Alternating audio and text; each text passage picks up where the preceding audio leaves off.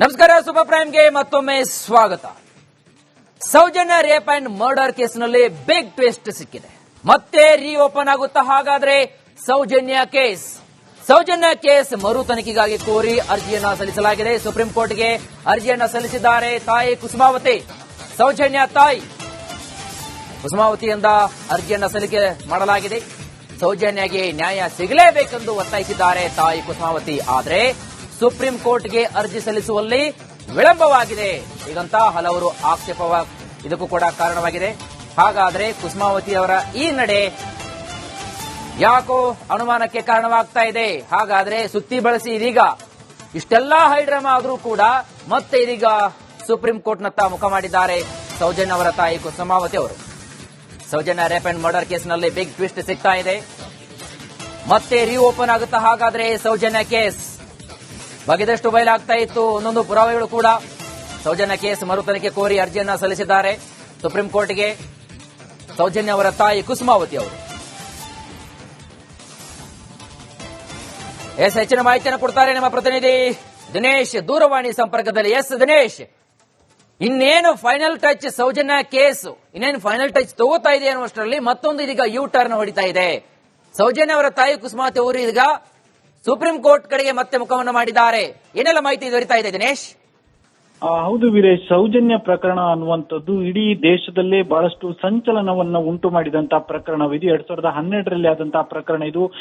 ಇವತ್ತಿನವರೆಗೂ ಕೂಡ ಆ ಒಂದು ಪ್ರಕರಣ ಅನ್ನುವಂಥದ್ದು ಬೇರೆ ಬೇರೆ ತಿರುವುಗಳನ್ನ ಪಡೆದುಕೊಳ್ತಾ ಹೋಯಿತು. ಬೇರೆ ಬೇರೆ ರೀತಿಯಾದಂತಹ ರೋಚಕತೆಗಳನ್ನ ಸೃಷ್ಟಿ ಮಾಡ್ತಾನೆ ಹೋಯಿತು. ಆದ್ರೆ ಏನು ಸಿಐಡಿ, ಸಿಬಿಐ ಅಂತ ಉನ್ನತ ತನಿಖಾ ಸಂಸ್ಥೆಗಳು ಕೂಡ ಇದನ್ನ ತನಿಖೆ ಮಾಡ್ತು. ಆದ್ರೆ ಒಂದು ರೀತಿಯಾದಂತಹ ತಾರ್ಕಿಕವಾದಂತಹ ಅಂತ್ಯ ಸಿಗ್ಲೇ ಇಲ್ಲ. ಒಂದಷ್ಟು ಹೋರಾಟಗಳು ಕೂಡ ಬಹಳಷ್ಟು ದೊಡ್ಡ ಮಟ್ಟಿನಲ್ಲಿ ನಡೆಯಿತು. ಆದ್ರೆ ಸೌಜನ್ಯ ತಾಯಿ ಕುಸುಮಾವತಿ ಅವರು ಏನು ಸುಪ್ರೀಂ ಕೋರ್ಟ್ ಮೆಟ್ಟಿಲು ಏರ್ಲಿಲ್ಲ. ಆದ್ರೆ ಬಹಳಷ್ಟು ಒಂದಷ್ಟು ಮಾತುಗಳು ಕೂಡ ಕೇಳಿ ಬಂದಿದ್ವು. ಅಂದ್ರೆ ಈ ಒಂದು ಪ್ರಕರಣಕ್ಕೆ ನ್ಯಾಯ ಸಿಗ್ಬೇಕಾದ್ರೆ ಸೌಜನ್ಯ ಮನೆಯವರು ಸುಪ್ರೀಂ ಕೋರ್ಟ್ ನ ಮೆಟ್ಟಿಲು ಹತ್ತಬೇಕು ಅನ್ನುವಂತ ಬಹಳಷ್ಟು ಮಾತುಗಳು ಕೂಡ ಕೇಳಿ ಬಂದಿದ್ರು.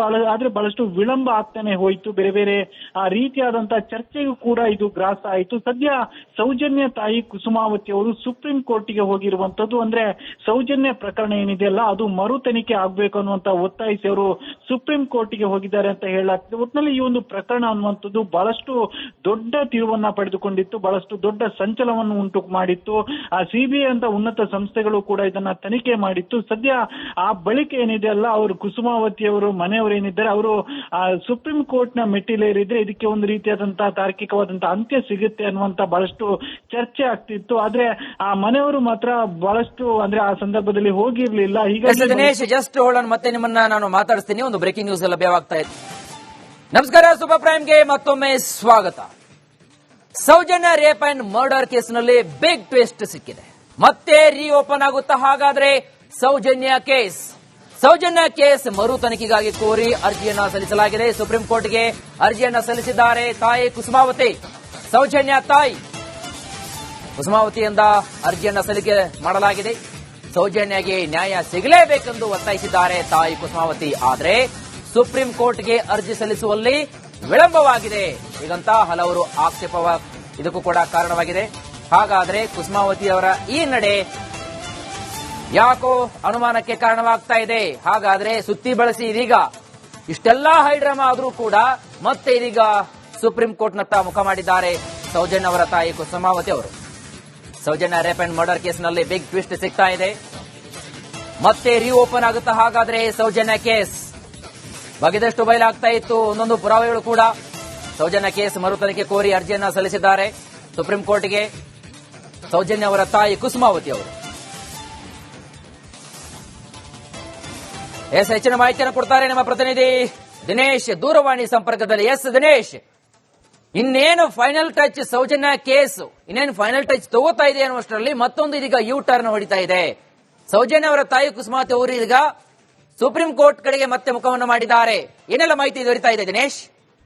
ಹೌದು ವೀರೇಶ್, ಸೌಜನ್ಯ ಪ್ರಕರಣ ಅನ್ನುವಂಥದ್ದು ಇಡೀ ದೇಶದಲ್ಲೇ ಬಹಳಷ್ಟು ಸಂಚಲನವನ್ನ ಉಂಟು ಮಾಡಿದಂತಹ ಪ್ರಕರಣವಿದು. 2012ರಲ್ಲಿ ಆದಂತಹ ಪ್ರಕರಣ ಇದು. ಇವತ್ತಿನವರೆಗೂ ಕೂಡ ಆ ಒಂದು ಪ್ರಕರಣ ಅನ್ನುವಂಥದ್ದು ಬೇರೆ ಬೇರೆ ತಿರುವುಗಳನ್ನ ಪಡೆದುಕೊಳ್ತಾ ಹೋಯಿತು. ಬೇರೆ ಬೇರೆ ರೀತಿಯಾದಂತಹ ರೋಚಕತೆಗಳನ್ನ ಸೃಷ್ಟಿ ಮಾಡ್ತಾನೆ ಹೋಯಿತು. ಆದ್ರೆ ಏನು ಸಿಐಡಿ, ಸಿಬಿಐ ಅಂತ ಉನ್ನತ ತನಿಖಾ ಸಂಸ್ಥೆಗಳು ಕೂಡ ಇದನ್ನ ತನಿಖೆ ಮಾಡ್ತು. ಆದ್ರೆ ಒಂದು ರೀತಿಯಾದಂತಹ ತಾರ್ಕಿಕವಾದಂತ ಅಂತ್ಯ ಸಿಗ್ಲೇ ಇಲ್ಲ. ಒಂದಷ್ಟು ಹೋರಾಟಗಳು ಕೂಡ ಬಹಳಷ್ಟು ದೊಡ್ಡ ಮಟ್ಟಿನಲ್ಲಿ ನಡೆಯಿತು. ಆದ್ರೆ ಸೌಜನ್ಯ ತಾಯಿ ಕುಸುಮಾವತಿ ಅವರು ಏನು ಸುಪ್ರೀಂ ಕೋರ್ಟ್ ಮೆಟ್ಲು ಏರ್ಲಿಲ್ಲ. ಆದ್ರೆ ಬಹಳಷ್ಟು ಒಂದಷ್ಟು ಮಾತುಗಳು ಕೂಡ ಕೇಳಿ ಬಂದಿದ್ವು. ಅಂದ್ರೆ ಈ ಒಂದು ಪ್ರಕರಣಕ್ಕೆ ನ್ಯಾಯ ಸಿಗ್ಬೇಕಾದ್ರೆ ಸೌಜನ್ಯ ಮನೆಯವರು ಸುಪ್ರೀಂ ಕೋರ್ಟ್ ನ ಮೆಟ್ಟಿಲು ಹತ್ತಬೇಕು ಅನ್ನುವಂತ ಬಹಳಷ್ಟು ಮಾತುಗಳು ಕೂಡ ಕೇಳಿ ಬಂದಿದ್ರು. ಆದ್ರೆ ಬಹಳಷ್ಟು ವಿಳಂಬ ಆಗ್ತಾನೆ ಹೋಯ್ತು. ಬೇರೆ ಬೇರೆ ರೀತಿಯಾದಂತಹ ಚರ್ಚೆಗೂ ಕೂಡ ಇದು ಗ್ರಾಸ ಆಯಿತು. ಸದ್ಯ ಸೌಜನ್ಯ ತಾಯಿ ಕುಸುಮಾವತಿ ಅವರು ಸುಪ್ರೀಂ ಕೋರ್ಟ್ಗೆ ಹೋಗಿರುವಂತದ್ದು. ಅಂದ್ರೆ ಸೌಜನ್ಯ ಪ್ರಕರಣ ಏನಿದೆಯಲ್ಲ ಅದು ಮರು ತನಿಖೆ ಆಗ್ಬೇಕು ಅನ್ನುವಂತ ಒತ್ತಾಯಿಸಿ ಅವರು ಸುಪ್ರೀಂ ಕೋರ್ಟ್ಗೆ ಹೋಗಿದ್ದಾರೆ ಅಂತ ಹೇಳಲಾಗ್ತದೆ. ಒಟ್ಟಿನಲ್ಲಿ ಈ ಒಂದು ಪ್ರಕರಣ ಅನ್ನುವಂಥದ್ದು ಬಹಳಷ್ಟು ದೊಡ್ಡ ತಿರುವನ್ನ ಪಡೆದುಕೊಂಡಿತ್ತು, ಬಹಳಷ್ಟು ದೊಡ್ಡ ಸಂಚಲನವನ್ನು ಉಂಟು ಮಾಡಿತ್ತು.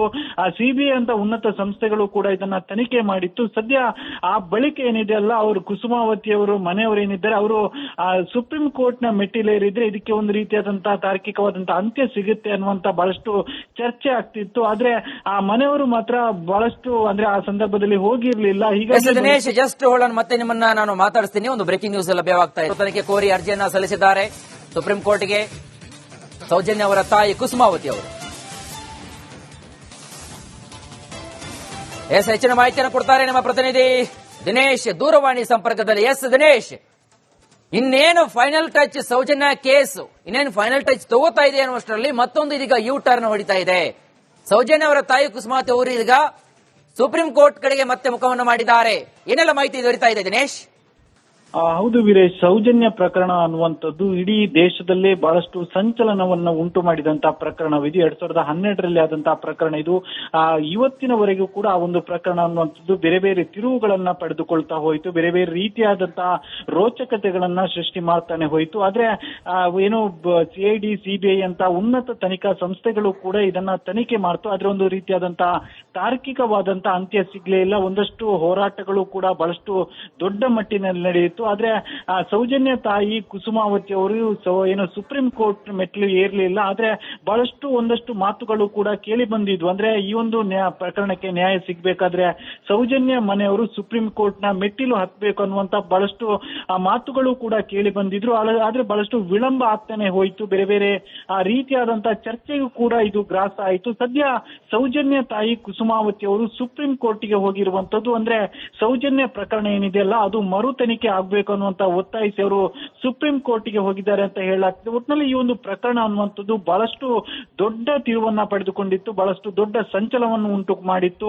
ಸಿಬಿಐ ಅಂತ ಉನ್ನತ ಸಂಸ್ಥೆಗಳು ಕೂಡ ಇದನ್ನ ತನಿಖೆ ಮಾಡಿತ್ತು. ಸದ್ಯ ಆ ಬಳಿಕ ಏನಿದೆಯಲ್ಲ ಅವರು ಕುಸುಮಾವತಿ ಅವರು ಮನೆಯವರು ಏನಿದ್ದಾರೆ ಅವರು ಸುಪ್ರೀಂ ಕೋರ್ಟ್ ನ ಮೆಟ್ಟಿಲೇರಿದ್ರೆ ಇದಕ್ಕೆ ಒಂದು ರೀತಿಯಾದಂತಹ ತಾರ್ಕಿಕವಾದಂತಹ ಅಂತ್ಯ ಸಿಗುತ್ತೆ ಅನ್ನುವಂತ ಬಹಳಷ್ಟು ಚರ್ಚೆ ಆಗ್ತಿತ್ತು. ಆದ್ರೆ ಆ ಮನೆಯವರು ಮಾತ್ರ ಬಹಳಷ್ಟು ಅಂದ್ರೆ ಆ ಸಂದರ್ಭದಲ್ಲಿ ಹೋಗಿರ್ಲಿಲ್ಲ. ಹೀಗಾಗಿ ದಿನೇಶ್ ಜಸ್ಟ್ ಹೋಲ್ಡ್ ಮತ್ತೆ ನಿಮ್ಮನ್ನ ನಾನು ಮಾತಾಡಿಸ್ತೀನಿ. ಒಂದು ಬ್ರೇಕಿಂಗ್ ನ್ಯೂಸ್ ಲಭ್ಯವಾಗ್ತಾ ಇದೆ.